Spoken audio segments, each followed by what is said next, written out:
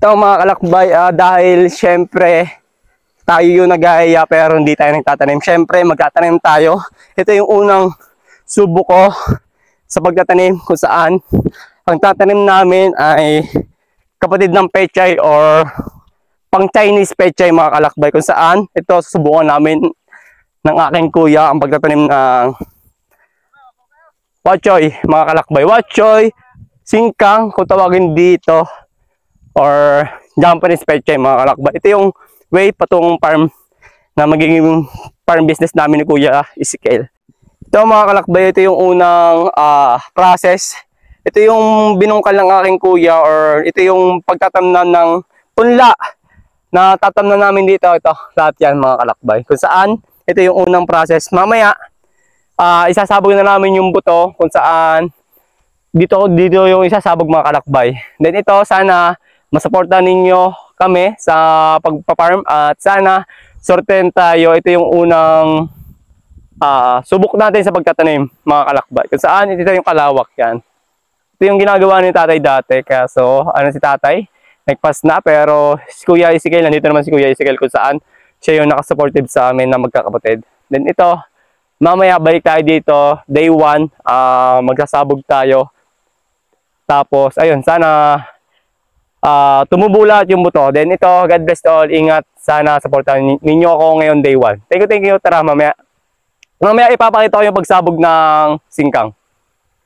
Ito yung day 1 kung saan Ezekiel pala ay nag-start na mag-layout or mga kalakbay. Kung tawagin dito, ito yung unang process magpunla ng wachoy mga kalakbay. Ipapakita ko sa inyo kung ano tatanim ko mamaya. Ito yung farm na magiging pang business natin ngayon for the day 1. Day 1, magsasabog kami ng buto. Tara. Mga kalakbay, ito ang gagawin ko lang naman ay magkakalaykay kung saan para yung lupa mapino, tapos maganda yung punla mga kalakbay. Kaya ito, start na tayo, siguro 1 oras tayo dito para masimulan na ni Kuya yung pagsabog ng punla. Then ito mga kalakbay, tara samahan ninyo ako day 1, mag farm business dito tayo sa Mount Manao. Tara, simulan ko na. Psst.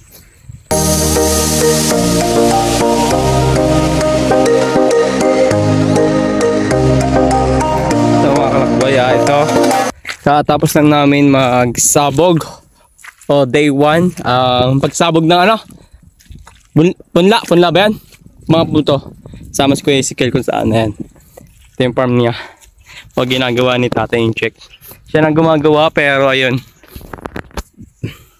Bilang kapatid, ayun, supportahan kami ni Kuya Ezekiel dito sa paggawa. Kung saan, lahat na yan ay gagawin namin singkangan. Sana ayun, ito, maglalagay tayo ng ipot ngayon or pataba para sa lupa. Para tapos na yung aming gawain. Ayun. Bali, ang unang step ang ginawa namin, sinabog namin yung pinakabuto or then nilagay niya ng pampataba na abono. Then ito, lalagyan natin ng ipot na manok. Ayan mga kalakbay. Ito, sana unang subok natin to sa farm business kung saan sana pagbigyan tayo. Then ito, sana supportan ninyo ako day 1, and thank you sa suporta sa mga gusto mag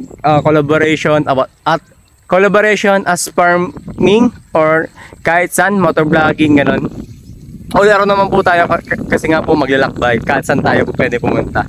Then ito, sana yun nga, ang goal namin ni Kuya ay sana palaran kami kasi ito yung unang pagsubok para sa akin.